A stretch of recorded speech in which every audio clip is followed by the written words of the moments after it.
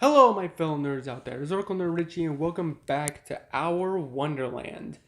In the last part, we just barely escaped from a certain crazy girl, Gidget, and now I believe we're just lost in the ocean now. Or at least we're floating away from where we once were. Anyways, let's go ahead and continue. Float and wait. I close my eyes against the darkness, against the chill of the night air. But every time I do, I can see her face. I can see those eyes devouring me and feel those thumbs digging into my brain. You'll be mine forever, my own little Iggy. I gasp, open my eyes, looking up at the sky and in the sea of stars. My body shivers. I push myself up to a seat, leaning forward on my knees. A chill sweeps up my arm and down my back. I can see Genzou curled up on the other side of the boat. He's got his arms crossed in front of him and is using his calves as a pillow, snoring softly. I move before I have a chance to think about it. Crawling over, my fingers trembling against the cold plastic of the boat beneath them.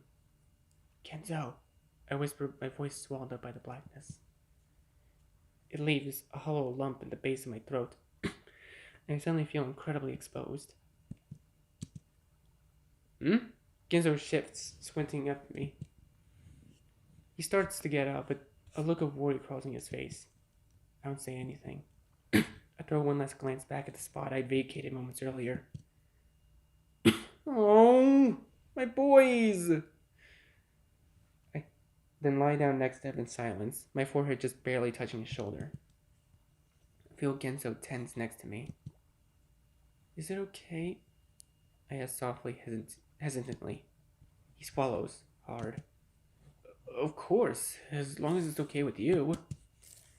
I let out a shuddered breath and close my eyes. Genzou finally seems to relax next to me.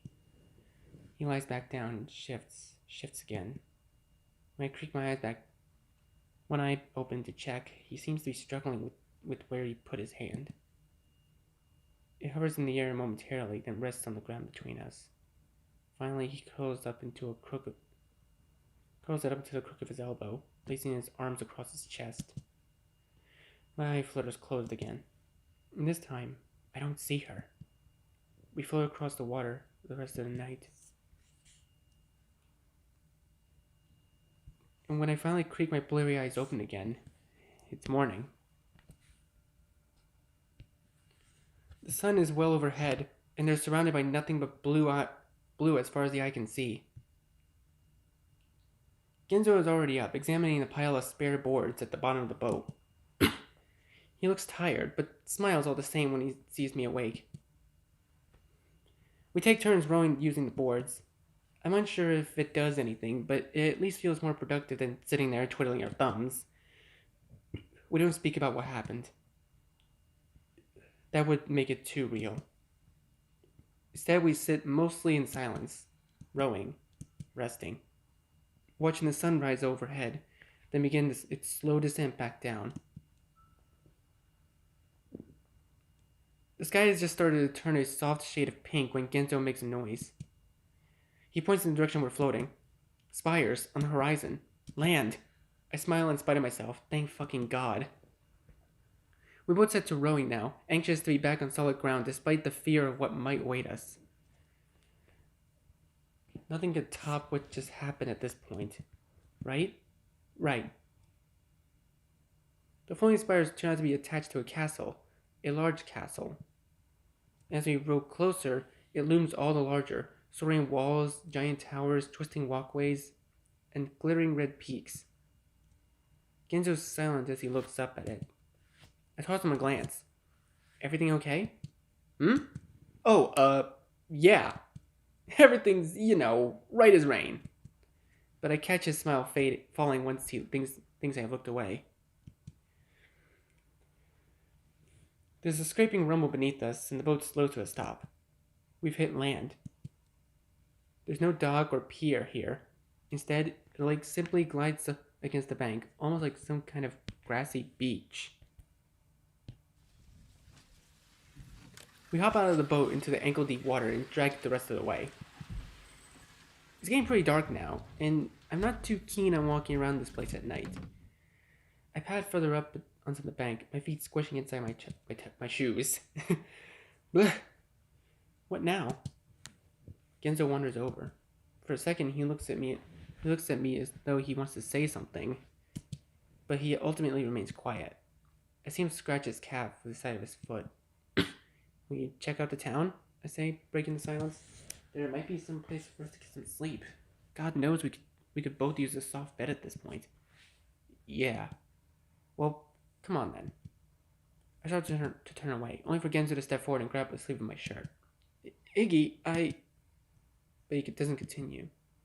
He stands for a moment, his brows furrowed and his breath heavy. I swear I catch the tiniest hint of pink on his cheeks. My boy? Then he seems to realize what he's doing because his eyes go to the grip of his fingers on my sleeve and he jerks away with a start. Sorry, he mumbles, gaze dropping to the ground. I raise a brow. What is it? Nothing, just me being stupid is all. But what else is new? Am I right or am I right? I blink. Right. Anyway, what were you saying? We find ourselves a place to shack up? Sounds great to me. God knows I'm about ready to lose my mind at this point. Just give me a few hours and to not have to worry about whether or not my mom will have someone to take care of her at her ripe old age.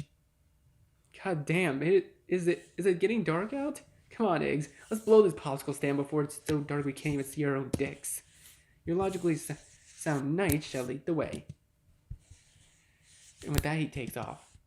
I watch him putter his way up the hill.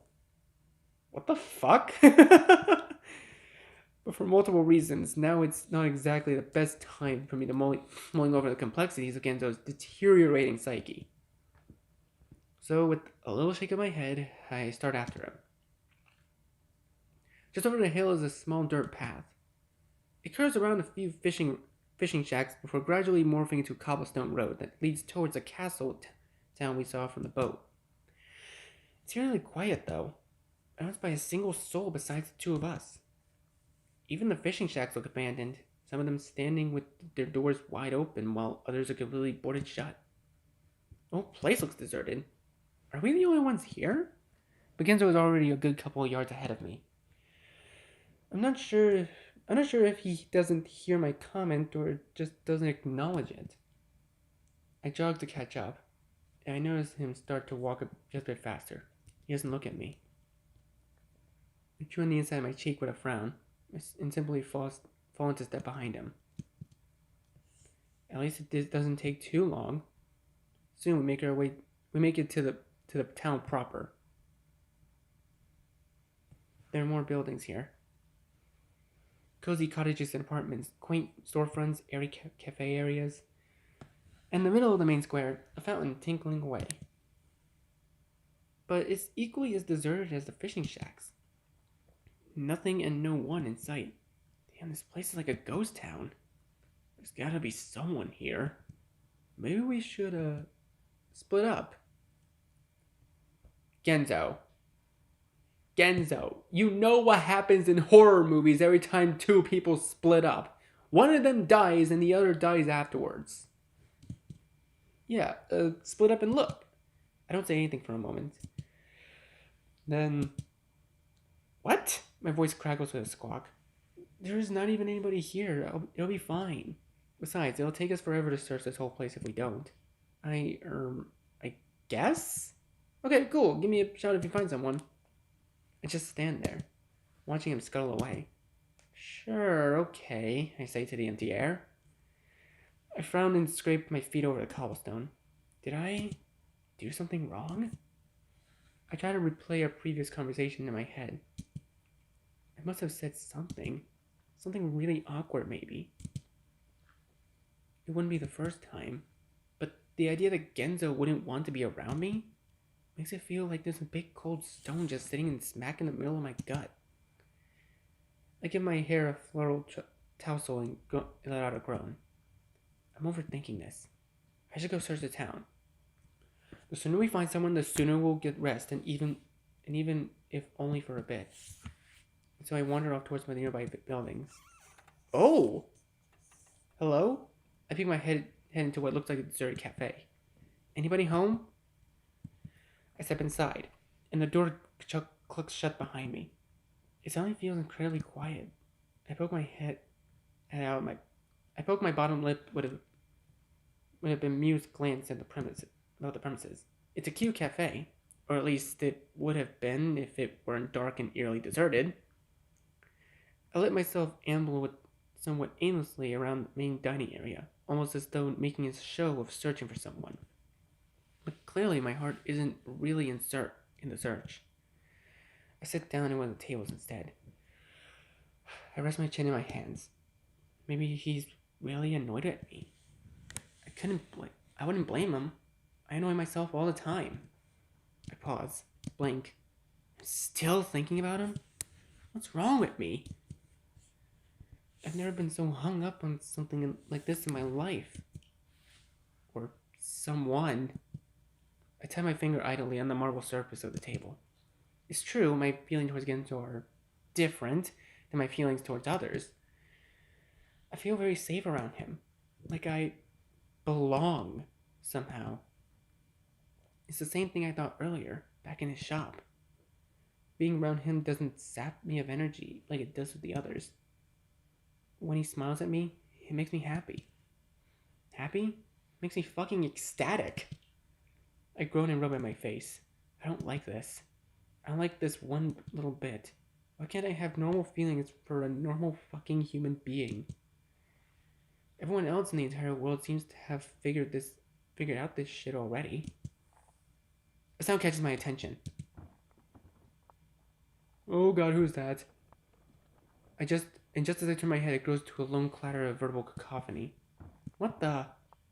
I drove from my chair, I heard quickly leaping in overdrive, then run towards the door, ear to the grain. The sound continues. A scuffle of some sort, then abruptly comes to a stop.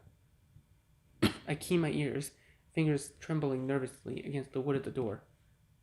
Okay, you've got me. I surrender. Who are you? You don't look like you're one of the citizens here. Whoa, easy on the goods. I like it rough, but not that rough. Disgusting human. I'm taking you in. His Majesty will love playing with you. Genzou.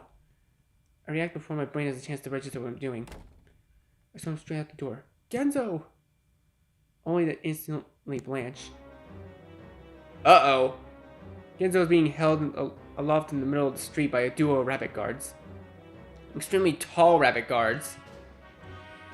And at my brazen entrance, all three sets of eyes turn towards me. Who's this one? Scrawny little guy, ain't he? Genzou's face has gone white. That's, Then he seems to get an idea. Boys, yoo-hoo, you better watch out, I'm getting away. He begins to wriggle and tug against the rabbit's grip.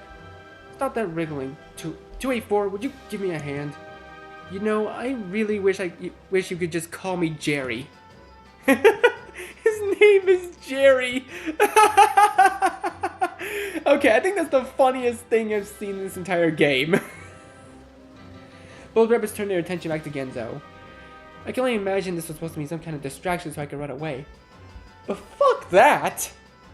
Head on a swivel, I search for environs for something long and hard. Phrasing! My gaze lands on a rake leaning up against the side of the cafe. Perfect. I grab it and let out a roar. Then charge. The rabbits never see it coming. I whack them across their legs, again and again and again and again.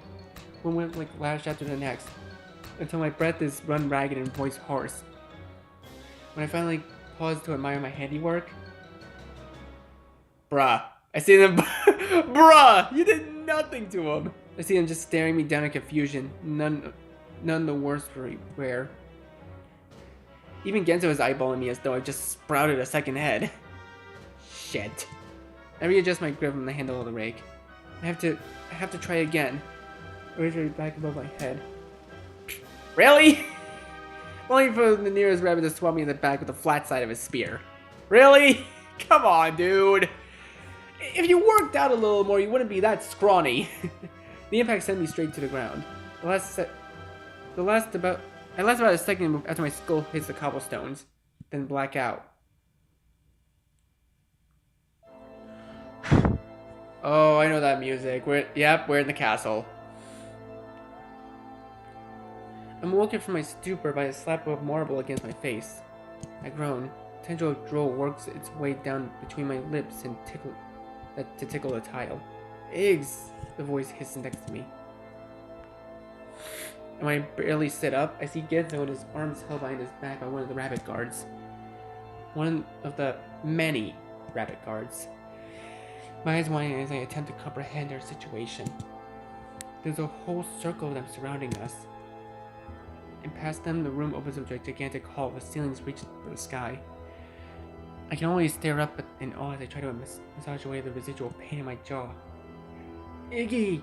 Genzou hisses again. He tugs against the grip of his arms with a grunt. Let go of me, you overgrown Easter bunny! He manages to wriggle free, one last zealous heave, and probably face plants on the floor. Apparently, the guards don't actually care at this point, because they don't even try to re-grab him. Iggs, you okay? Yeah, he asks with a shake of his head before crawling over. That big lugabug whapped you a good one. I rubbed the side of my head. I think so? Just a little bit out of it. I tossed an glance at their surrounding areas. Where are we? That big ice sort of a castle we saw on the way up. Somebody clearly compensating for something with this place. Maybe he's compensating for something. Genzou's smile falls, then returns, then falls again. He scratches his hair beneath his cap. You attacked a 7-foot-tall rabbit with a broom for me. I stop, stare at him, feel my cheeks start to burn. It was a rake, actually. Oh, right. Attention! A sudden screech from behind us nearly sends my hands to my ears. The rabbits pull a quick, synchronous salute that echoes off the walls. It's quiet for a moment. Then, this motherfucker. This son of a bitch. From the far hallway, a small figure emerges, clapping its hands together slowly. That was quite the show you put on down in the village. Son of a bitch. It's Orlam. Fucking Orlam. Sporting a gaudy as fuck crown. Riv of a cape with white and black fur. And escorted on either side by a pair of over-embellished rabbit attendants. My jaw drops nearly to the floor. Genzou wobbles to his feet. I can see him trying his hardest not to laugh. Well, that explains the aura of pretentious dickhead dripping off the walls of this place. As pleasant a mouth as always, I see. But what it doesn't explain is why the fuck you send your long-eared flunkies after us. Do you even know how many times those things have tried to kill us? But Genzou, dear, they're only doing their duty. Orlam oozes over and loops his arm around Genzou's shoulder. Their constant surveillance is essential for the smooth operation of this kingdom. After all, we wouldn't want any miscreants running amok down here now, would we? He gives Genzou's nose a sardonically affectionate squeeze at this. Genzou looks about 50 shades of uncomfortable. I guess not. Besides, I'm a busy man. I can't keep track of everything my men do out there. Let me make it up to you, Orlam leans in so close it's a wonder their foreheads don't touch. Just before abruptly pulling away and raising his fingers with a snap. Guards, get them cleaned up, would you? I want them looking spotless for the feast tonight. Oh. As he glides away, a set of rabbit attendants scurry forward, bobbing and bowing, and ushering us off. It's all I can do to shoot Genzou a look of sheer bewilderment as the rapid-fire series of developments. What? The actual Come on, you were gonna finish that thought. Fuck. There it is. There it is. Never in my life have I felt more exposed. Standing in the middle of a tub with my arms raised, I eyed my rabbit attendant warily as he scrubs me down. Is this really necessary? I asked, trying to disguise my tremor of my voice as I watch him tackle my thighs. Stand still. I jerk back up in attention and spend the rest of the bath with my eyes well trained on the far wall. Once the cleansing is finished and I feel as though I've lost about 3 layers of skin, I'm toweled off and dressed in a thick white robe. Then it's to the large vanity where my curls are blown dry, and where I'm given a choice view of the state of my face for the first time. I grimace in the mirror. My eyes are a strange mixture of purple and red and dark, 2 sunken holes in the middle of my face. Oh, I fucking hate you, Gidget. And they're surrounded by thick purplish brown rings that make me look like some kind of degenerate raccoon. Okay, that's a little on the nose, don't you think? My cheeks are lined with more bruises and a strange mixture of green and purple and brown, dotted with dark red scabs. My attendant finishes brushing down my now fuzzy hair, and I place my glasses back on my nose, thankful that thick frames hide some of the damage. There's a knock at the door. Another rabbit enters the room, holding a neatly folded set of clothes. It takes me a second to realize they're my own. Wait, when did you... They've been cleaned and dried and perfectly pressed. I have no idea how. I couldn't have been in the bath longer than 20 minutes. I'm given no explanation, of course. Instead, shuffle back to a changing area where my attendant promptly sets to work and fitting me with a newly cleaned attire. I raise my arms and he tugs my shirt over my head, smoothing out carefully across my front and back. Then tugs me into my pants and clenches the waist tight with a clasp.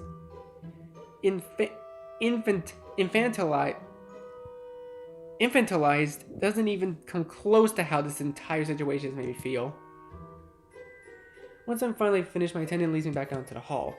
Genzou as attendant emerged from the door on the opposite side at almost exactly the same time. He looks disturbed.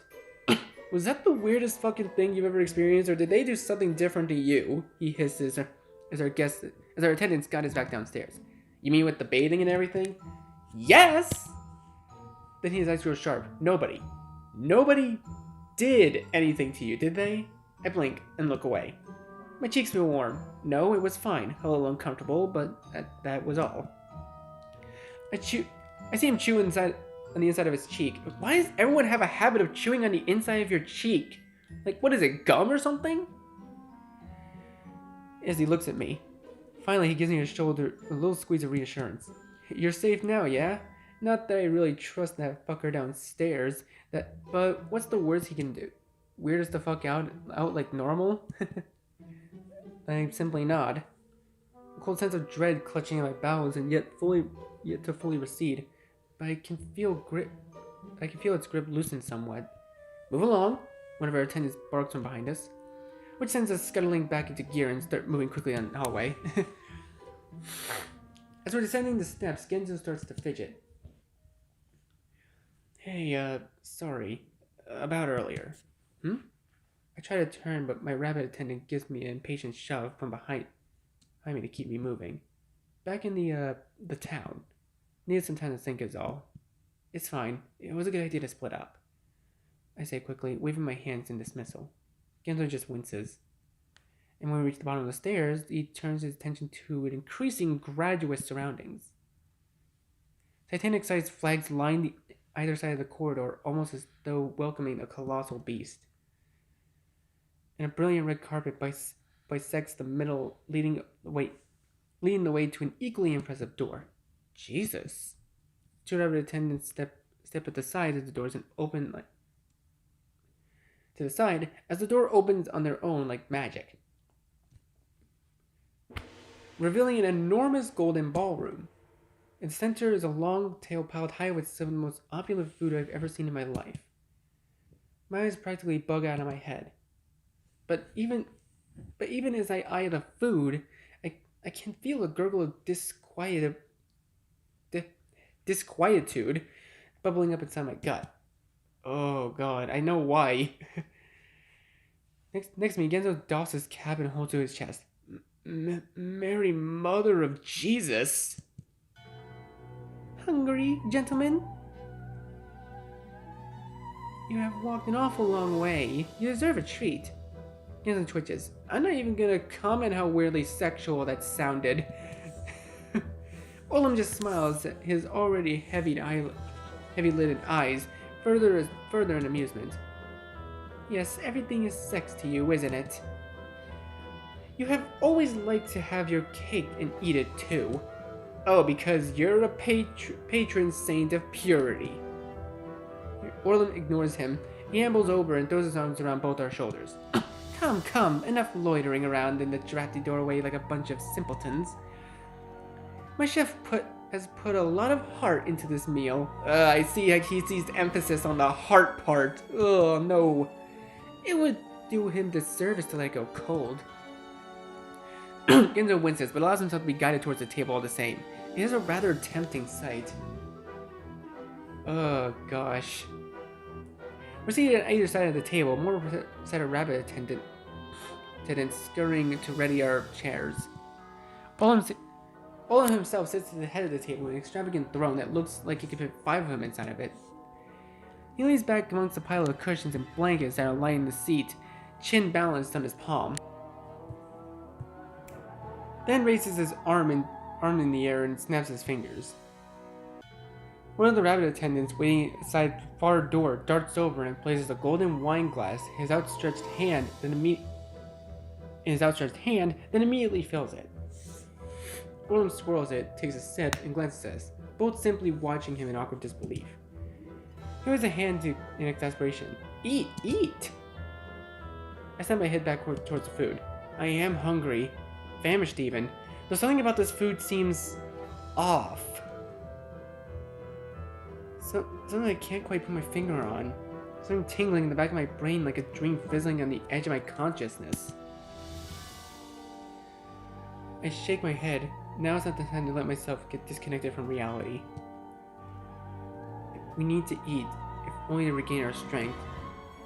With only a slight pause, I reach forward and begin grabbing some of the best-looking items off the table, filling up my plate. Genzo snorts as he forks a giant slice of roast and rips half of it with his teeth. He doesn't seem all too concerned about the food, and if the giant pile on his plate is any indication, he sure got everyone whipped around here. I mean, what do you expect? I am the king. I can do whatever I want, and no one's gonna stop me. He takes another gulp of his wine. It feels good to be respected for once. I poke at my potatoes and watch the gravy run over the side into my asparagus. When I glance back up, Orlam's looking at me. He's got a little grin again, almost as though he can somehow feel my growing discomfort. I bring a spoonful of stuffing into my mouth. Haircut, Iggy? What? I probably choked on the spoon. Your hair. I couldn't help but notice it's lacking its usual volume. A bit choppy, though. Please don't ask me about it. You should go to somebody else next time. I draw my gaze back on my plate and swallow the stuffing in my over-exaggerated gulp. Right, yeah. Orlam rests his chin on his fist with a snicker. At any rate, can I get you gentlemen some wine? His arm goes up before we even have a chance to respond, and a nurse sends 2 rabbit attendants to the table with ready glasses to serve us.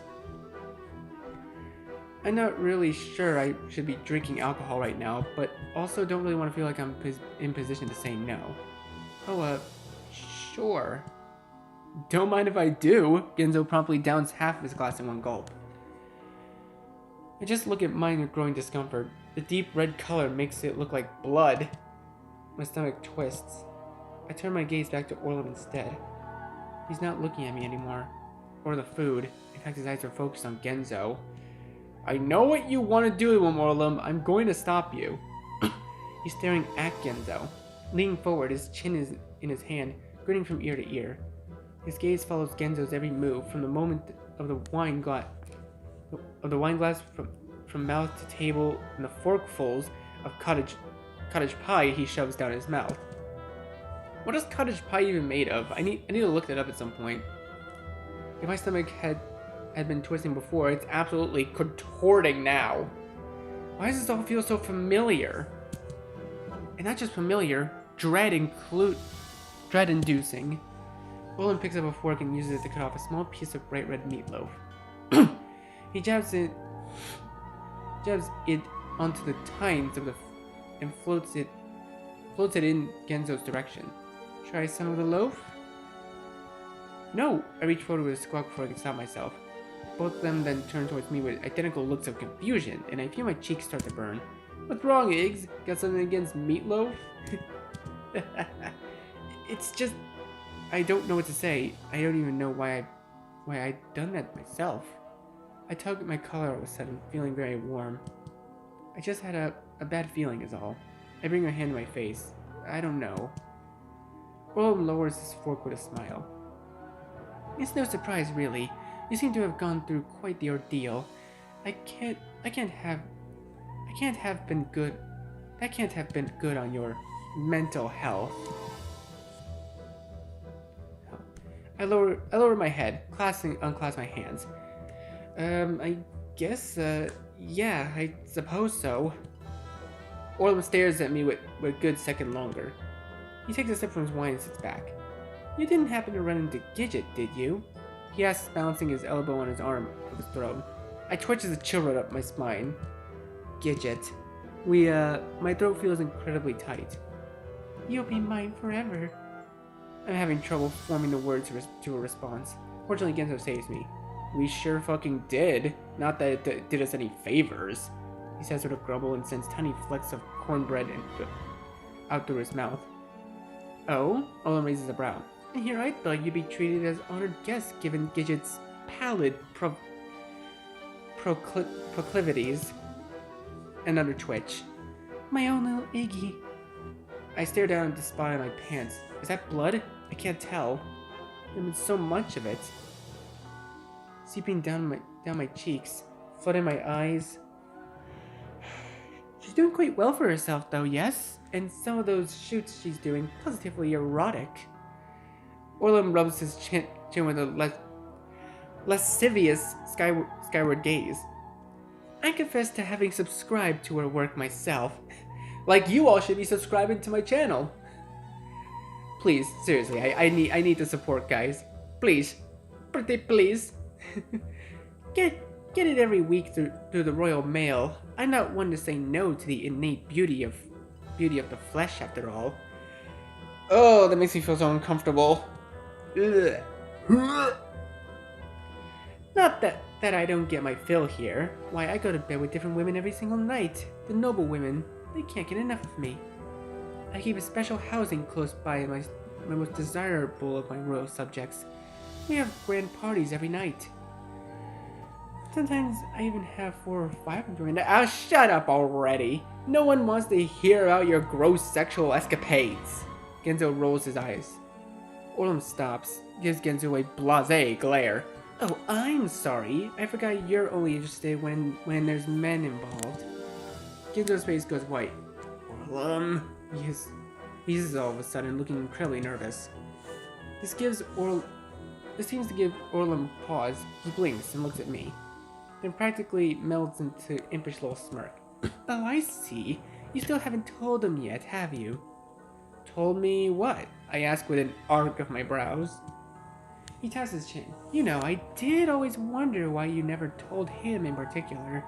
Isn't he your best friend? Orlam, please. Genzou's brow twists in panic. I hear his chair squeak as he jerks forward. Because it's really curious if you think about it, Orlam taps a finger on his lips and peers at the ceiling, as though really ruminating on this. Genzou just throws a hairy glance in my direction. He looks as white as a sheet. Before he can say anything, and before the pieces fully connect in my head, Orlam turns attention back towards me. I'm not nearly as curious as Iggy. Genzou, I can read, but Iggy? You've always been a bit of an enigma to me. He leans forward, hand in his chin and eyes narrowed. The sudden scrutiny makes me sweat, and I pull my collar as I shift back in my chair. Me? I'm just me. I mean, I don't have any.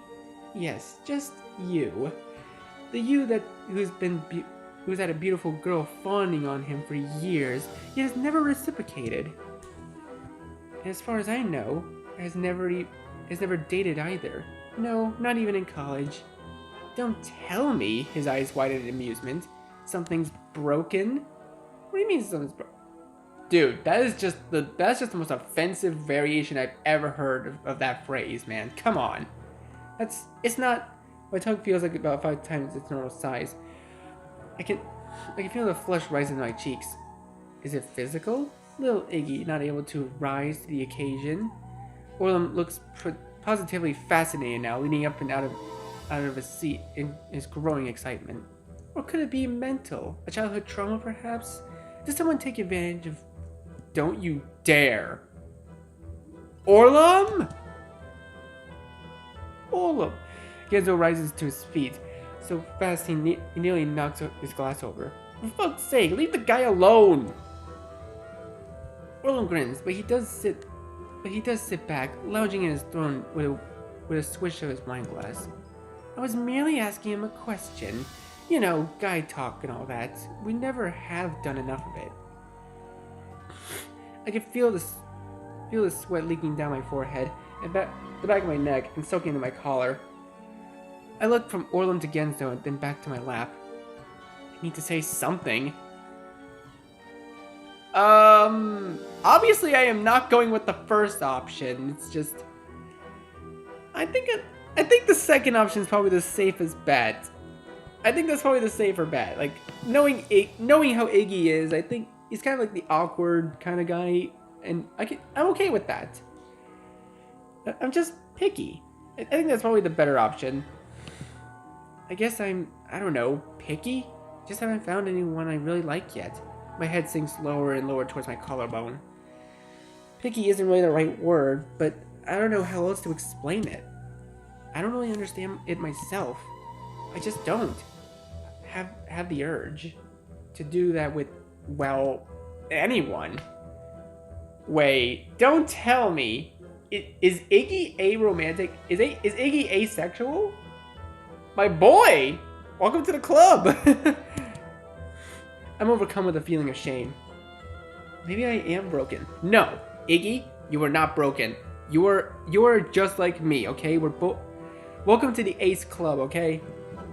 I stand out on my lap, my fingers curling into the fabric of my pants. There's picky and then there's ridiculous. Orlam finally says in wonderment, taking an overly large sip of his wine. When I finally summon the courage to raise my head, I see Genzou staring at me. His face is, well, it's unreadable, it's what it is. Which just makes me feel even worse.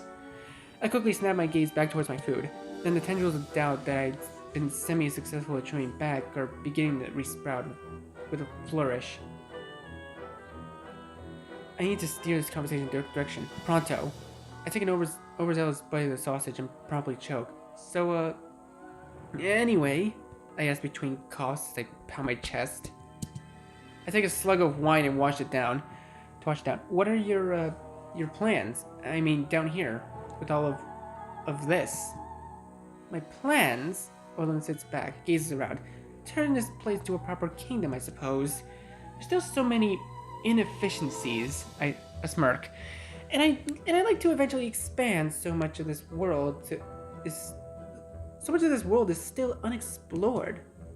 To think of all that untapped potential. I pause with the tines of my fork between my lips. It sounds pretty extensive. You're not going back then? I throw a glance towards Genzou at this, perhaps searching for a backup, I don't know. But he's not looking at me. He's grown quiet and is now just poking at his food. Of course, I will eventually. But what's the point of rushing back? A bit of a once-in-a-lifetime opportunity we've got here. Wouldn't want to waste it. I guess. My gaze falls and I let my fork drop back to my plate. What little appetite I had has vanished completely. I'm not feeling too hot. I bring a hand up to my forehead and wipe the curls off my clammy skin. My throat feels positively parched. I grope for my wine, but I misjudge the distance because I probably knock it over instead. Shit! I jerk forward to catch it? I don't know, but the damage is already done. The red quickly seeps across the tablecloth. I'm sorry. It's no bother. These things happen. Orlam snaps his fingers and instead of evidence rush over to begin mopping the mess. Shame tickles my cheeks. Genzou finally looks up at me, his face softening in concern. Everything okay, Eggs? You don't look so great.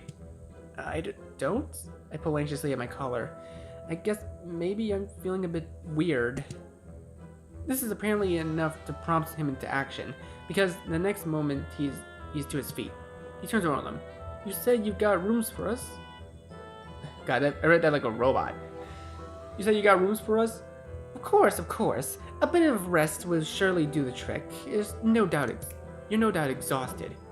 Orlam just smiles and snaps his fingers again.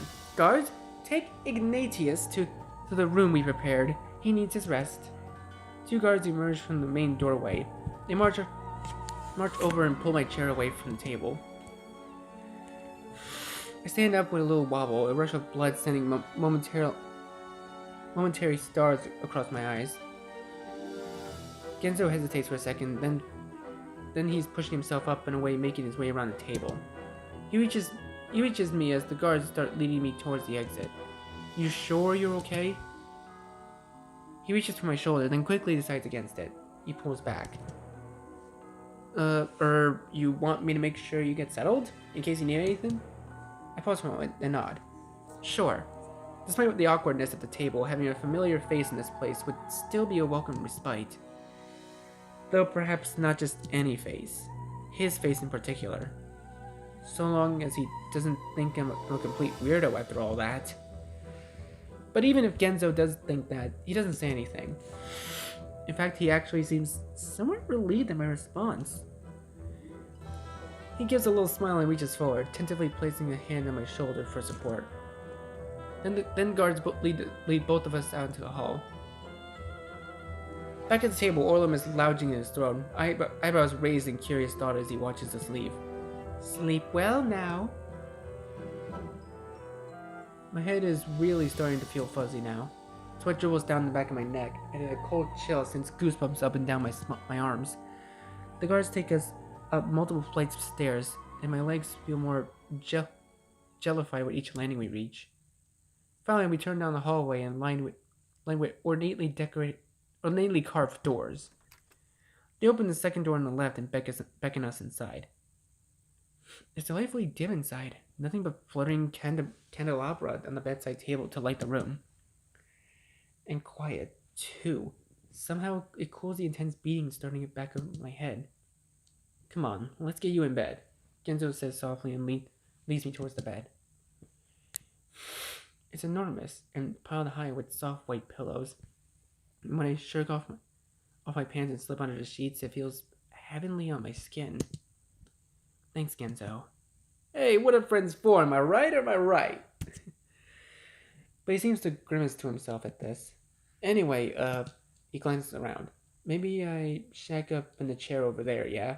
In case you need anything. Once you're good and out, I'll find one of those rabbit fellows to show me my own room.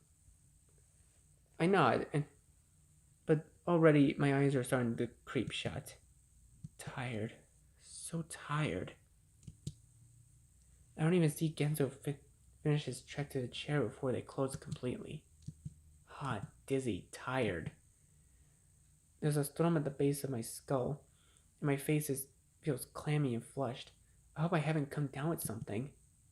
I wonder for a moment if Genzou is comfortable, then drift off into a restless sleep.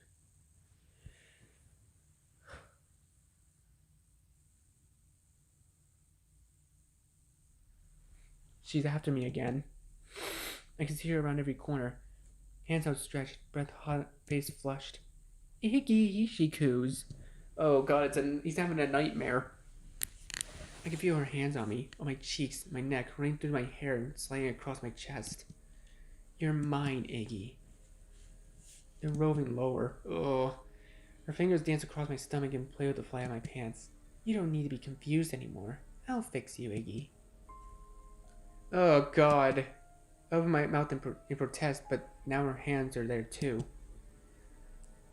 My cheek clutching into the skin, wrenching my head backwards, even as the other set of fingers begins to explore. Jesus Christ, dude. I'll teach you exactly what you should want. Her thumbs find my eyes. Oh, no, no, no, no, no, no, no, no, no. I don't need to see that again. I don't need to see that again. No. Pushing, I scream, but nothing comes out. I sit up with a gasp. Black. Everything is black and quiet. Quiet, except with the rapid hammering of my heart. Where am I? I look around, rub my face, rub my eyes, check that my eyes are still there, intact. Holy hell, eggs! I jerk back at the voice, arms curling around my midsection and shallow, dry breaths pushing past my lips.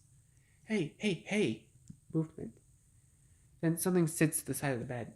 See Genzou's cap first, orange even in the darkness. Then as my eyes further adjust, his face comes into view, round and worried. You're fine. Everything's fine. Mumbling and moving something crazy in your sleep, though. He chuckles. My mind zeroes in on that. On him. On that one point of comfort and safety in the inky blackness of the room. Then I move forward. My boy! I curl up against him, my head to his shoulder. I feel him tense against me. He doesn't move. Not at first, at least. He just sits there, muscles frozen. Then he looks skyward, almost as though seeking out an answer from some otherworldly being. Finally, he brings his arm around me, shifting me over and into his lap, and gently repositioning me against his front.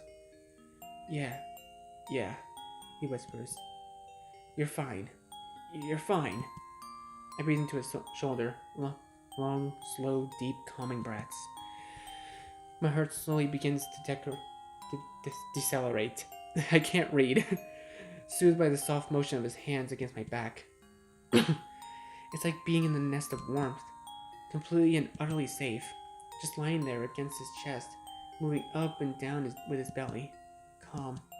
Secure. I sit up slowly, just enough so I can see his face. And then I do something I've never done before in my entire life. Oh god, what did he do? What did he do? My boy! I press my lips against his. I'm proud of you, Iggy.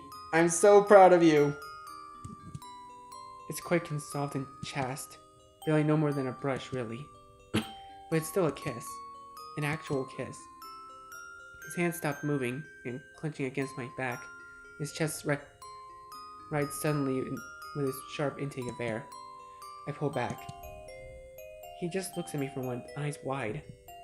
Holy hell, eggs! It's the same line from earlier, but now it's low and hoarse. I hear him swallow. He opens his mouth, closes it, then opens it again. Finally, I've been wanting to do that for... He doesn't finish. He doesn't look at me either.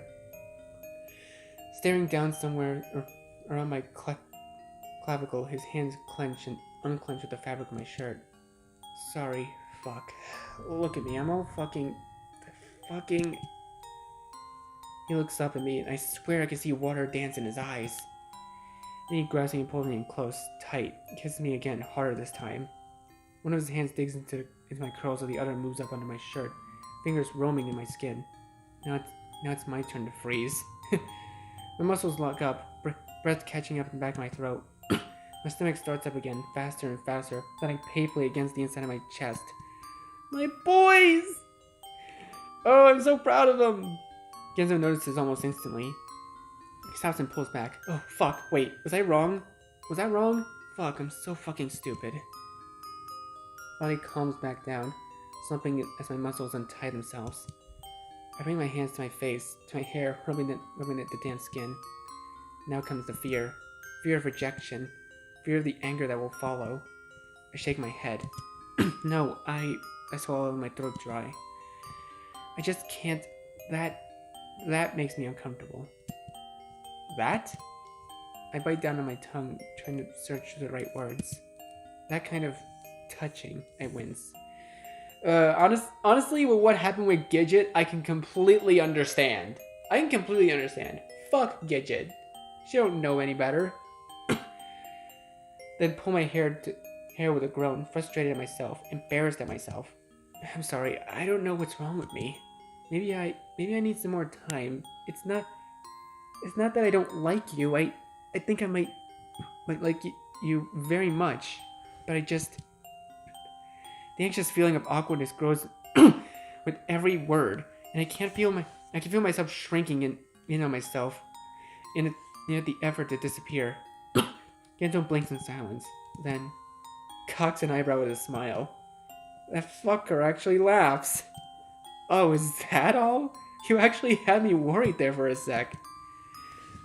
I bring my head back up, the face no doubt a weird mixture of confusion and apprehension. Do you think I care about that? Fuck eggs. To be honest, I feel like I always kinda knew, but I don't care. I don't care about any of that. Just being with you is enough for me. More than enough for me. Oh, my boy! You don't think I'm broken? Bro? He stops, blinks, looks at me with a mixture of confusion and sadness. Fuck that, and fuck anyone that thinks that! He reaches forward, grabbing me back into a hug, the calm, gentle warmth of the previous hug, just holding me against him. There's nothing wrong with you. See, exactly as I was saying! And don't let anyone ever make you feel otherwise. Do you hear me?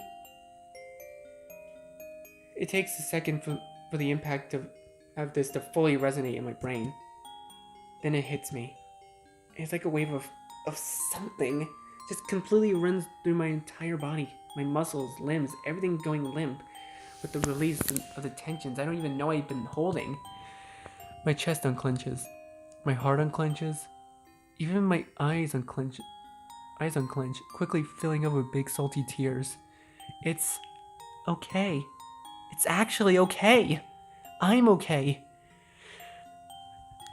This thought seems to spark me into motion, to return control of my body, and in that instant, I return with the hug with everything I've got, squeezing myself against him and into him. My own safe little cocoon, where there aren't any expectations, no judgment, just love, acceptance.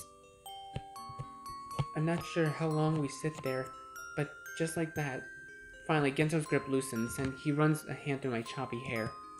Oh, I'm guessing you're still fuck all tired, yeah? And I'm pretty fucking exhausted too. Maybe we get some sleep then. He leans over the pillows, then winces, simply unsure. I mean, if it's okay. It takes a moment, then I realize what he's asking. I grin somewhat awkwardly. It's fine. The resulting grin could have lit up the whole room. I crawl back over under the covers as he sidles out of his jacket and heavy pants. Then I watch him come rolling over to join me. Soon both of us are curled up beneath the sheets, eyes closed, breath heavy, and my head just barely touching his shoulder. I don't see her again the rest of the night. Can I just say that this makes me so happy? Oh, it's so cute! Ugh. The next time I open my eyes, it's morning, the sun pouring in from the window to paint warm squares of light across the sheets. I've left a nice patch of drool on the pillow and a thin layer of crust that built up in the corners of my eyes. I blink, yawn, push myself up to a seat with a quiet groan. My boys! Genzou is still asleep next to me. He's on his back, face pointing at the ceiling and jaw slack. Thin whistling snores punctuating his breath. I watch him for a few moments, hugging my legs against my chest. I can't stop the small smile that's forming on my lips. For the first time for a while, I feel calm. It's nice. My brows furrow momentarily. What does all this make me then? I never thought about it earlier. Maybe because I'm thinking about those expectations made from my mind to avoid the topic altogether. But just being with someone like this, guys, girls, guys, apparently it doesn't matter. It's not like I've ever had fantasies of being held before, of having someone there to care for me, care about me. Iggs, Iggy, I feel you on that, brother. But the warm presence has never had a face before, or a gender. All I know is that if that warm presence is Genzo, then I like that very much. I chew on the inside of my cheek, then feel a telltale need for release building up beneath my stomach.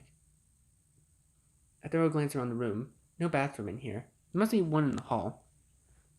So I slide off the bed, the side of the bed, and shrug my pants back on, giving my hips a little shimmy when my half-asleep limbs can't find the last bit of necessary energy to get the fabric over my thighs. I snatch my glasses off the bedside table, and as I can make my way to the door, pausing for a moment to let my view come into full focus before slowly and softly creaking the handle open. I slip out, pull the door closed behind me, search down the hallway for any side of the door that screams bathroom. But all the doors look the same. I turn in the opposite direction. I nearly jumped about 10 feet in the air. Jesus Christ, Orlam. Orlam's standing 2 doors down, just watching me. Yeah, he's got a trio of rapid guards behind him. Take a nervous step backwards, open my mouth to say something. The sweet serenade of romance. You motherfucker. Orlam claps his hands together, bringing them to his cheeks. He begins slinking towards me. Have a nice night, did you? One cannot help but notice the gallant knight didst not returnest to his room. Pray tell, the hero's sword... Don't even dare say it. I'm not even gonna say it. I turn away. It wasn't like that! I then start walking down the hall. Oh? Orlam sidles up next to me, lips curled in an impish grin. And perhaps true love doth reign over lust. How delightfully advantageous for me. What's that supposed to mean? I jerk away as he tries to put an arm around my shoulder. It's simple, really. Here I was trying to figure out the best way to make my greatest adversary suffer. And now the perfect opportunity has fallen right into my lap. I stop, raising an eyebrow towards him. A spark of unease runs up my spine to the base of my skull. I'm just trying to find the bathroom, dude! What are you talking about? But the answer is not to come.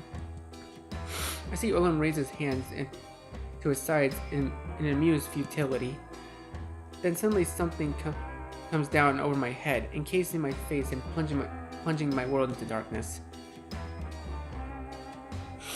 I bring my hands to my neck and try pulling it off, but trying to wrench away my hands, keeping it there. He kidnapped me. But already my consciousness is fading in and out. Take him to one of the stalls, I hear Orlam say right before I pass out completely.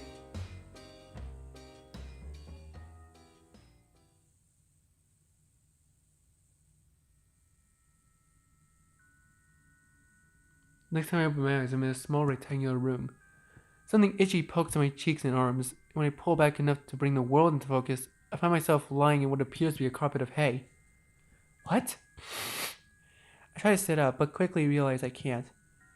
My hands and ankles have been tied behind me, making it impossible to do much more than roll over onto my back. I blink, squint, and peer through my hazy vision. It's dim, but not completely dark. I can see the walls caging me in on all sides like a box of a thick stone.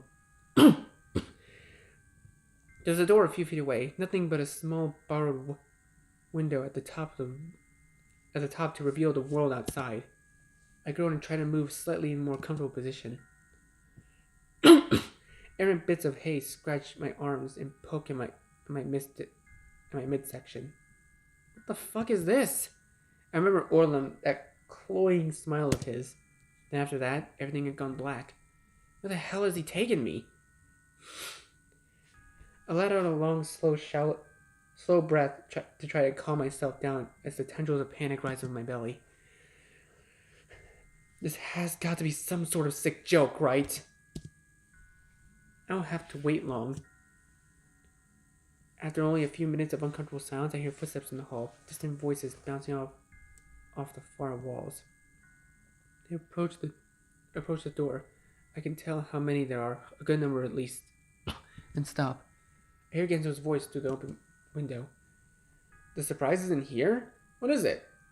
Your secret porn stash? What kind of messed up stuff do you get off on? He sounds annoyed. Oh no, it's much better than that. Orlam this time. Much more interactive. Oh, so you're fuck machines then. I'm sorry, Genzou makes me laugh, okay? The handle rattles, turns, and the door cracks open. I instinctively recoil away from the incoming light. I don't see Genzou's face when he sees me. I don't want to see Genzou's face when he sees me. Somehow the thought leaves me feeling mortified. I hear him though. I hear him sucking his breath and hear his feet skid against the ground.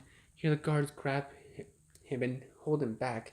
His grunts as he tugs against them. What the fuck is this? Then I finally look up. Orlam has his hands splayed as though he's about to present a prologue to a theatrical epic. What's wrong? Don't you like it? Did you hurt him, you sick fuck? Oh no, not yet anyway. Simply giving him an insider's tour of my stalls is all. They're quite handy for detaining unruly miscreants until their time to brew. Genzou gives another jerk against the guard's grip, and for a moment actually seems to slip away enough to take a step forward, but then they quickly recapture his arms. His face has gone completely white. You let him go, you hear me? You got beef with me? You take it up with me! Leave him the fuck out of it! Oh, but Genzou dear, that's half the fun, don't you see? Orlam oozes towards Genzou, a hand in his chin, cocking his head upwards. Torturing you would be fun, yes, but torturing the thing you care about most? Seeing you wriggle and squirm? He brings his hands to his cheeks, his face flushed. I'm getting all hot and bothered just thinking about it. Is it wrong to say I fucking hate Orlam?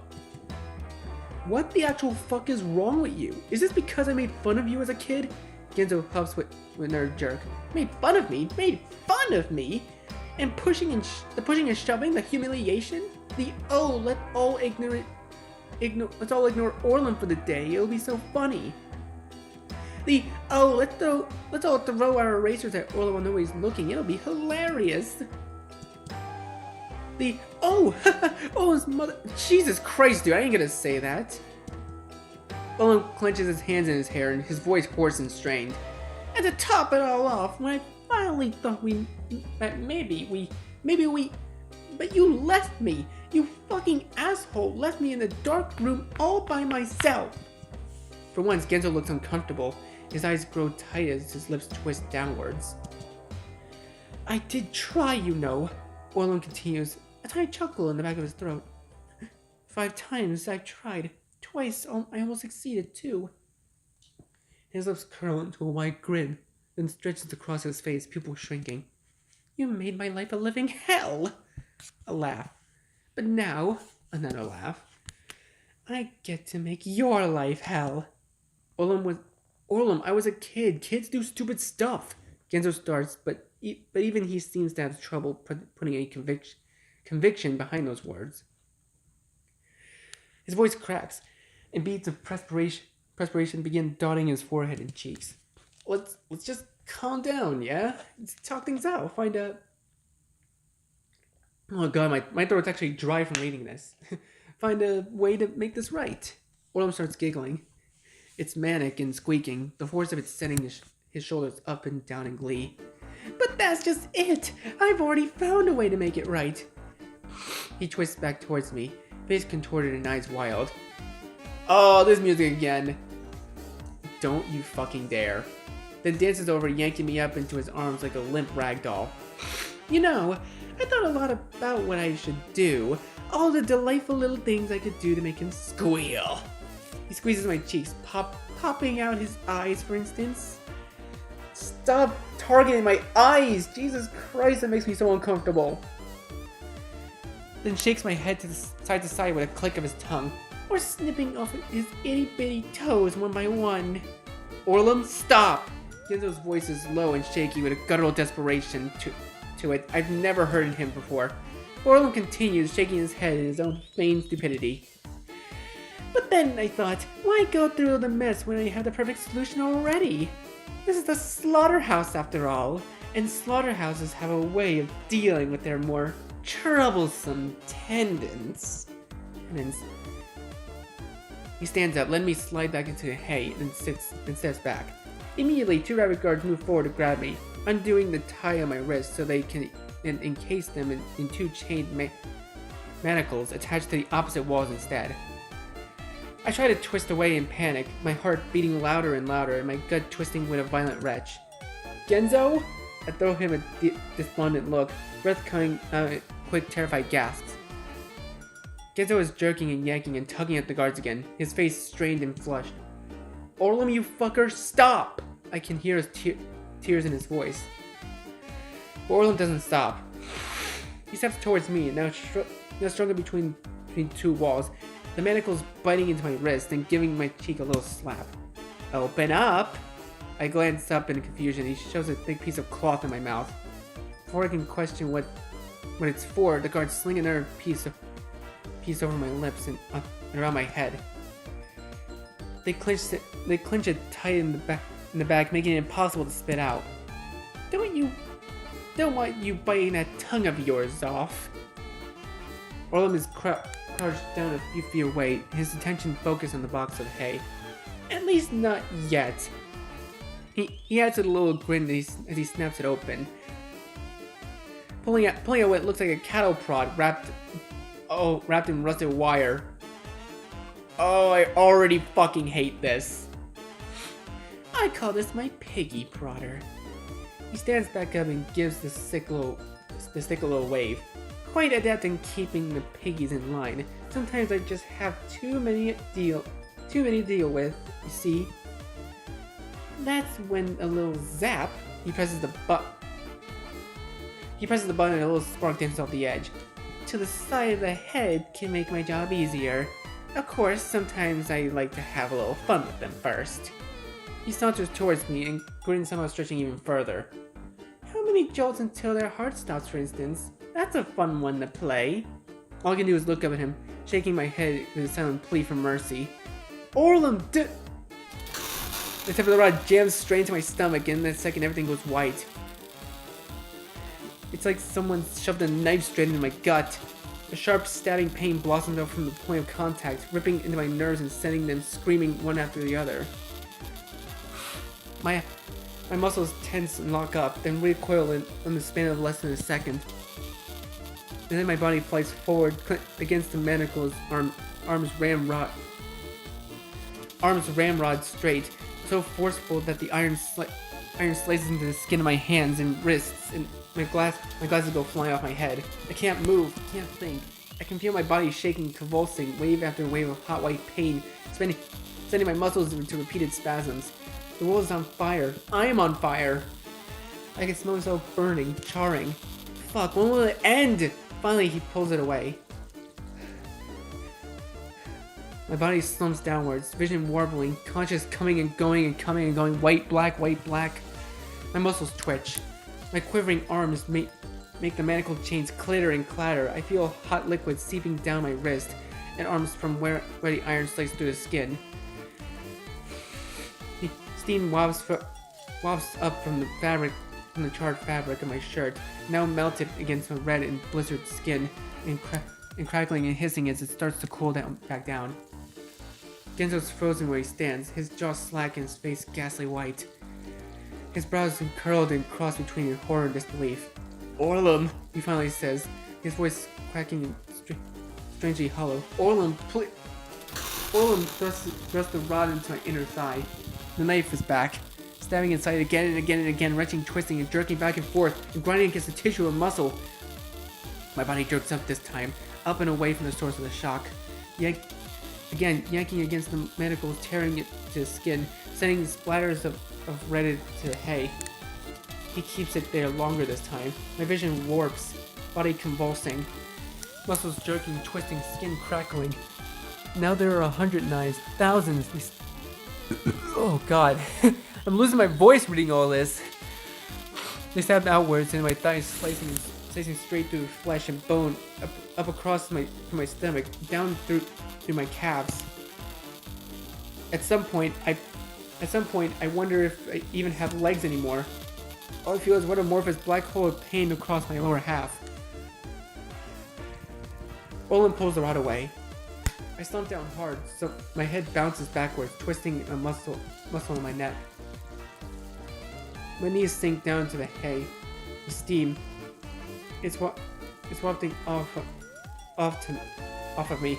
It dough in droves now, gray and smoky. It swirls away from the charred hole in my pants, and cooked slices of skin peeling back from the thighs of my thigh muscles. Wet. The front of my pants is wet. Must have peed my pants. Ugh. The thought of this shames me. I clench my eyes shut and tears threaten to spill over the edges.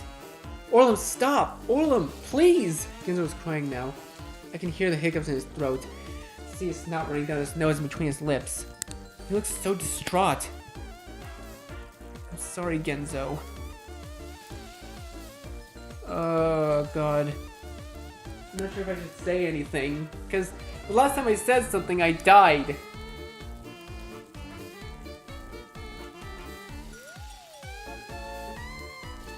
I think saying nothing is... Right, thinking about it, saying nothing before actually helped us.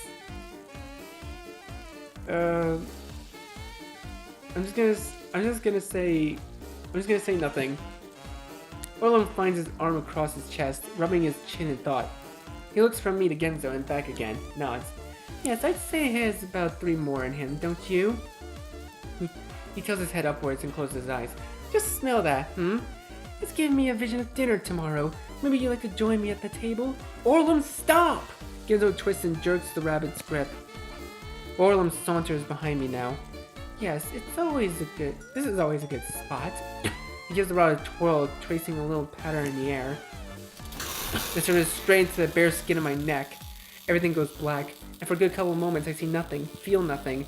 I'm floating, sinking, melting to a pool of black. Then comes the knife, starting is a mild tingle in the back of my neck, then growing, digging, retching, stabbing, until my consciousness risks back through me with such force it's like air being scooped from my lungs. My brain feels like it's on fire. My eyes bug out of my head, hot, pulsing in and out, skin on fire, vision on fire, blistering hot, sizzling right next to my ears. Everything is shaking, everything is blurring, everything is burning. He whips it away. My body collapses with a snap. Oh, God! Oh, no! My ears ring. My nerves twitch and pop. My heart beats in erratic, arrhythmic cadences. My vision blurs in and out. Redness, whiteness, blackness, red, white, black, hot. My head feels hot. I feel something dribbling out of my ears. Oh, God! It pulls it in the folds of cartilage and leaves my body stained as it snaps on my shoulders. My hair sizzling and sparkling. It sticks up almost whimsically as coils of steam drift up and away from the scalp. Orlam tuts behind me. I take that back. He might only have one more after that. Genzou is a wreck. The guards are practically holding him aloft now, keeping him from collapsing to the floor. Shoulders lurch up in noiseless sobs. Orlam, listen to me, please. I'll do anything. You can do whatever you want to me, anything you fucking want. It seems to catch Orlam's attention. He stops. He takes a few slinking steps towards Genzou, nose pointed upwards, fingers tracing his lower lip. Oh, anything, is it? Genzou just nods, and tears and snot forming twin wattles beneath his nose and chin. I have to admit, it is a tempting offer. Orlam hands go to his hips. He seems to be mulling this over. After all, why break you beyond repair when I could break you piece by piece and watch the hope fade from your eyes again and again and again? He snickers, biting down on the tips of the fingers with growing glee, then jerks back his attention engine and snaps his fingers, pointing towards the door. The guards respond by lugging Genzou back up to his feet and marching him out of the room, then turns back to me and motions again towards the remaining guards. Take him down for now. I may need him again later. I barely registered as the two guards who'd manacled me earlier unlocked cuffs and pulled my arms free, jerked the gag from my mouth. The skin of my right wrist doesn't want to unstick itself from the iron. It stretches with a sickening pop before snapping free and flapping uselessly across my palms. They leave me semi-conscious in a pile of hay, just starting up the ceiling, smelling my own fat burn. I don't know how long I lie there. My body feels cold now. Chills running up and down my spine, along my arms and legs. I don't move. Every once in a while, a muscle somewhere gives off a little twitch and my body jerks. 3 spots where he hit me with that thing, I've gone completely numb. Skin red, blistered, peering, melting into the surrounding cloth. White filming layer forming atop the exposed tissue. Maybe I'm going to die. I don't want to die. I think of Genzou. Think of lying together with him in that bed. The warmth of his arms as he held me. My eyes glow warm again, warm and salty. But somehow the tears don't come. Only the sting. The clenching pain in my throat and chest and heart. Where is he now? What's happening to him? Is he thinking of me too? I cough, gag. Bile rises in the back of my throat and I have to turn my head to the side to vomit dribbles down my lips and across my cheek. Fuck. Brown drool hangs from the side of my mouth, the gooey sinew. It feels like it's been there for hours already, but maybe it's only been a few minutes. I have no idea. I'm pretty sure I duck in and out of consciousness a few times. That's when I hear it. A clatter from down the hall, the hollow sound of iron on iron. I narrow my eyes, trying to hone in on the noise. Footsteps. Fast. Running. A scuffle. It's right outside the door now. The sound again. Something clanging, ringing, echoing. A fleshy rip. Then a slump. More clatters. Key turning the lock. Genzou! I look up as Genzou stumbles inside. His eyes are wide and strained. His face and his neck, the front of his jacket, everything is stained red. He lurches forward to me. Iggy! He falls down beside me. I killed him, Iggy. His voice catches and warbles. He swallows hard. I killed him. He looks at me, haunted and panicked. Oh, this time Orlam died. Wait, didn't Orlam die in the last one? Or no. He was alive in the last version. I didn't mean to. It just happened. I had to. He brings his hands to his face, clutching his cheeks. When he pulls them away, I see him cringe, squint, and wipe at the tears and blood. I need to get you out of here, he finally says. And when his arms go around me, pulling me up, I feel him shaking and trembling against me. Come on. He hauls me up onto his back, the normal scent of his jacket against my nose now stagnant with the smell of blood. I took out all of them that I came across. Hopefully we can make it out. He stumbles out the door, trying to get me to balance across his back. I see a dead rabbit just on the other side, slumped against the wall. A bloody spear lies next to him, its tip decorated with hair and other gooey matter. I look away. Then we're moving down the hallway, slow at first, then faster as Genzou picks up speed. Door after door, one more rabbit, 2 more rabbits. His footsteps echo up and down the empty hallways. Around the corner, past an intersection of corridors, he suddenly slows down, hesitates, then shifts me up again, arms tight around my legs. I feel his muscles grow taut. Oh, Jesus. I glance inside the door on our left, just barely catching a glimpse of Orlam on the bed inside the room. His chest and throat are flayed. Ugh, barely recognizable. Blood, so much blood, staining his face, his clothes, and the bed and floor. I look away, push my face harder into Genzou's back, and he moves forward without a word. Ooh, We make it to a set of stairs. Then down we go, Genzo huffing and sweating beneath me.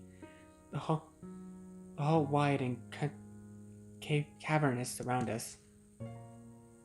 At the bottom, we step out into the main hall. The front door, it's there. As Genzo takes a step towards it, a sudden shout makes him freeze. We both look down the far hall, and a group of rabbits pointing and shouting, "Shit, shit, shit, shit!" This spurs Genzo into action. Using strength even he probably didn't know he had left. He sprints towards the doors and slams his knee into the wood to kick it open. I swear I can hear his kneecap cracking. Ugh. But whether it's a figment of my imagination or he's beyond caring, he doesn't acknowledge it. He pushes us the rest of the way out and past the heaving threshold and into the open air of the castle garden. We're out! We're out! But Genzo doesn't stop here. He keeps sprinting, past the bushes and trees and fountains, past the towering castle, past the bridge and the moat, and the path towards the village. He shifts less and starts toward the distant trees, away from civilization, and any chance of running into more guards. I can feel him straining beneath me. His breath is coming out in short, ragged bursts, and his heart is pounding through his back and against my cheek like a jackhammer. Once we're nearer the trees, and there's still no sign of the guards behind us, I give Genzo's shoulder a little squeeze and he stops. I slide off, holding onto his arm for a moment until I find my balance. "You're sure you can walk?" Genzo gasps out. He takes the opportunity to bend over, his hands to his knees as he gulps in air. "I think so," I say, though even I'm not sure. My body feels stiff and numb, almost like it's not even there. Genzo wipes his face, the sweat smearing the blood across his cheeks. "Come on," he finally says and grabs my hand. I curl my fingers between his as we begin to walk. We half jog further into the trees, into the woods and safety of the leaves. It's cooler in here, cold and dark. We press forward, moving quickly enough that I don't have a chance to look around, but not quickly enough that I miss the cloying tingle of unease run up and down my spine. There's something off about the air here, heavy almost, weighing down on my shoulders and making it difficult to catch my breath. Iggy. I swear I hear the sound of my own name, like a whisper through the leaves. I stop and look around, squint through the trees. "What is it?" Genzo asks. I see nothing, and hear nothing more. I give my head a frustrated shake. Nothing. Genzo gives my hand a squeeze. It's warm and comforting, the only source of warmth in this entire forest. Come on, let's try to get to the other side of these trees. I feel more comfortable once we've put some distance between us and those rabbits. I nod. Then we're moving forward again, walking swiftly, dodging branches, errant roots, moving in and out between the trees. But the chill only seems to worsen, to the point that the hair on my arms and the hair I still have left on my back and my neck begins to stand straight up in tiny prickles of disquietude.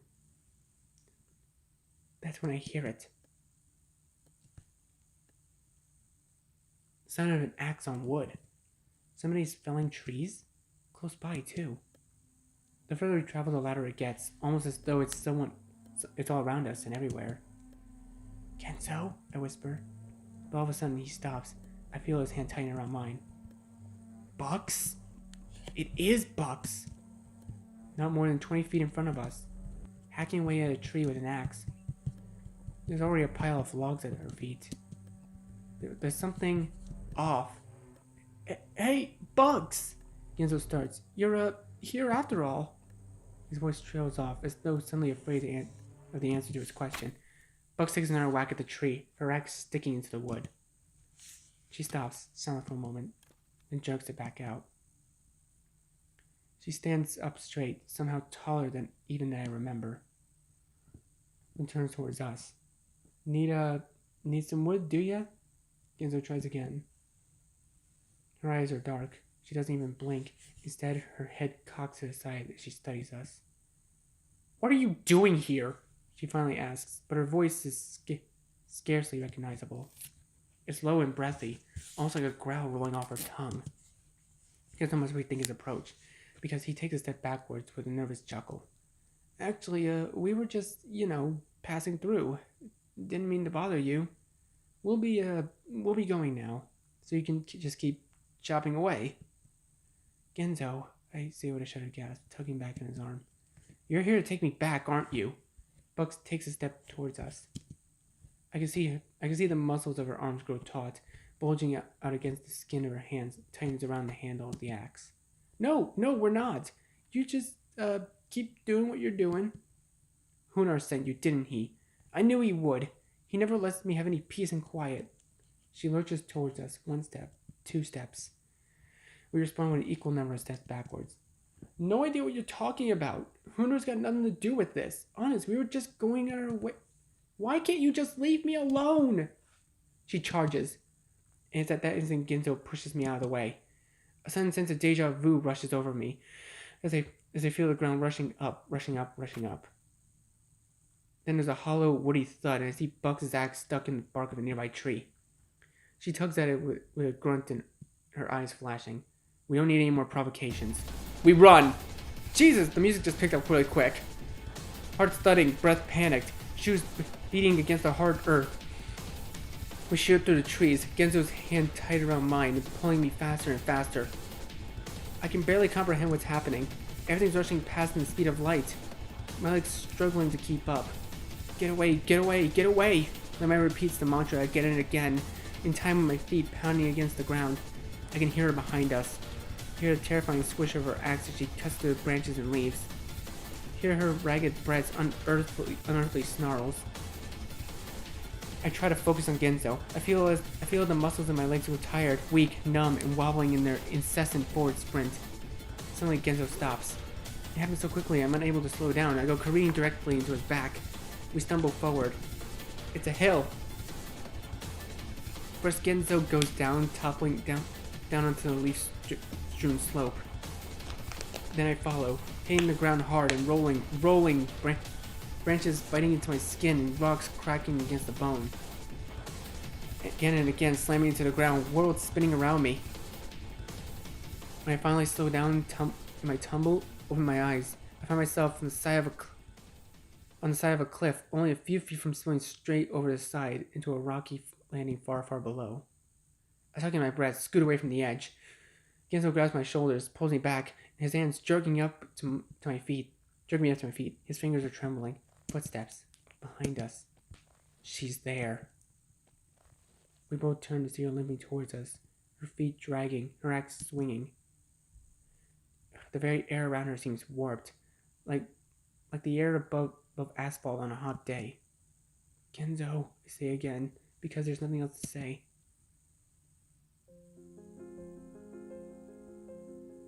Oh shit. Oh, he's looking at me. Oh.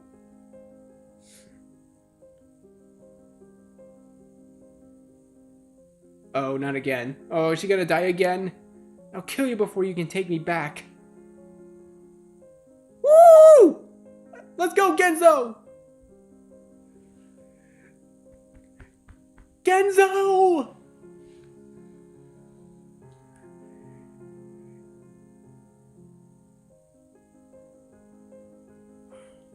Don't you dare. Oh no, oh no, no, no, no, no, no, no, no, no, no, no, no.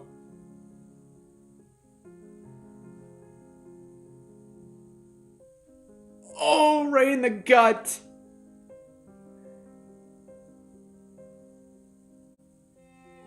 Oh, no. Don't you fucking dare. Oh, no. Oh, I'm gonna have to blur some of this out, don't I? Oh, shit. My boy.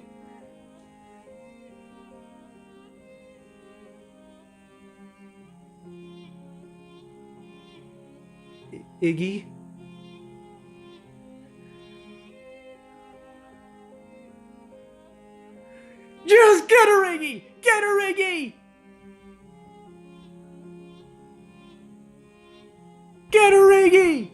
Revenge, Genzo!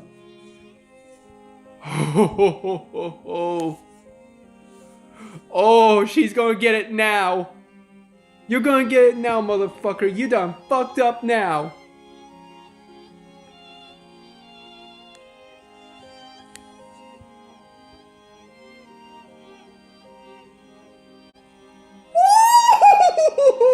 I'm gonna have to blur that, but Jesus Christ. That's what you get, bitch. That is what you get.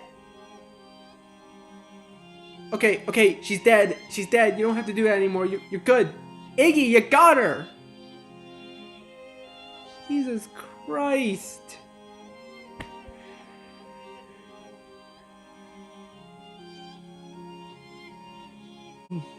Christ, dude. Oh, God. Oh.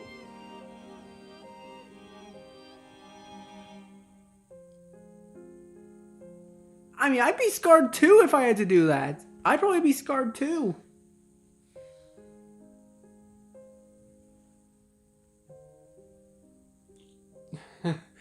Just heard my phone go off. Oh, God. What ending was this?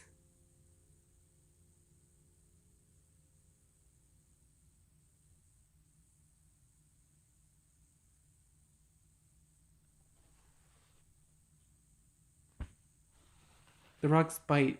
The rocks bite in my knees as I crawl across the dirt. It's soggy beneath my fingers. Soggy and warm. And the smell. It's everywhere. Dripping down my arms. Curling up inside my nasal cavity. I fight the urge to retch even as I feel the bile rise in the back of my throat. Genzo. Genzo's lying face down in the gravel. He's not moving. Of course he's not moving. His insides are falling all over the ground. My throat hitches. When I reach him, I roll him over to his back. His intestines spill out in the process. Fuck. I need to fix this. Hands shaking, I scoop them up. I push him back inside. The red maw across his stomach is threatening to shallow my hands. During who knows what else goes with them, but I don't care. I just need to get them back inside. Finally, I pull him up into my lap. Oh, this is too gruesome, dude. I can feel his brain through the soggy folds of his hair. He doesn't look like he's sleeping. He looks like he's fucking dead. I don't know, maybe because he is fucking dead? Whoever spread the old wives' tale is a fucking liar. I close my eyes. Let out a shuddered breath. I don't even realize I'm rocking. Rocking back and forth. Back and forth. A strange half-melodic hum buzzing on my lips. It hurts. Fuck, it hurts. My heart feels like it's splitting in two. My chest feels like it's being stabbed with an ice pick again and again and again. I've never felt pain like this before. Make it stop. I clench my eyes shut so hard I feel them pounding. Make it stop. Iggy.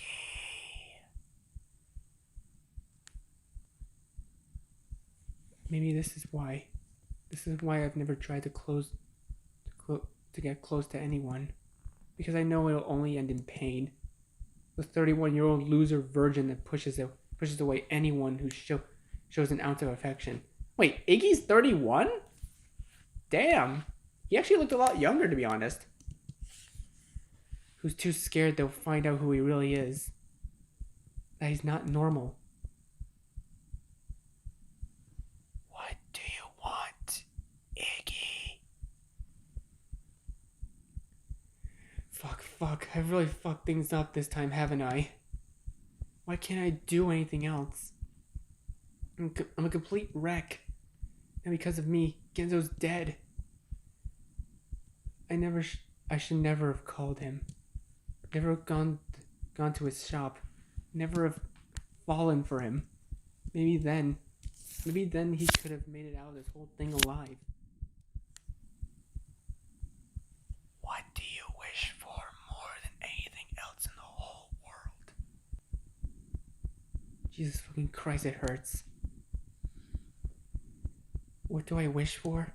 I wish for the pain to fucking stop. You can do that, can't you? Stop the pain. I was better off before.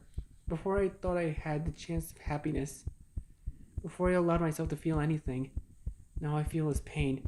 My heart hurts so bad. I can't take it anymore. I'd do anything to make it stop. Make it stop. Make it stop. Make it...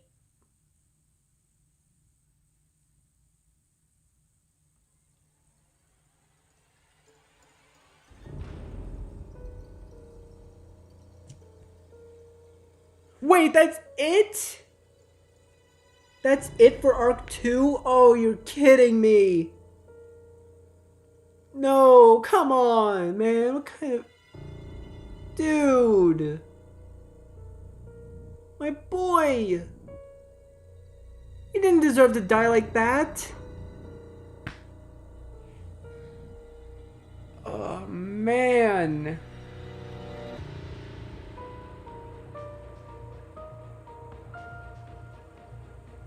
Dude, this was crazy.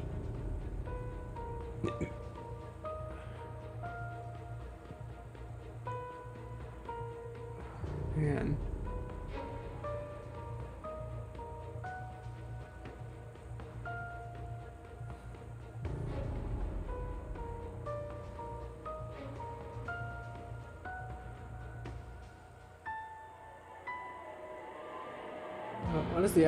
Honestly, I can't fucking believe it. I honestly can't believe it. I was really hoping we would survive that time, but nope. Bugs just had to ruin it. Oh, God.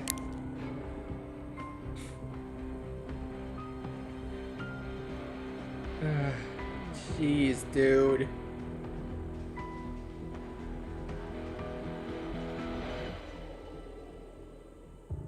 Oh, God. Wait, I didn't see that image before. Was that one of the death sequences?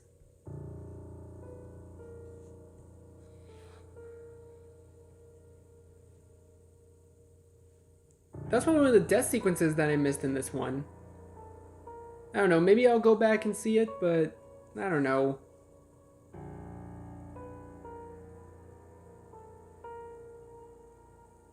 Oh, jeez. Alright, wow. I'm sorry, Genzou. I'll have to try something else.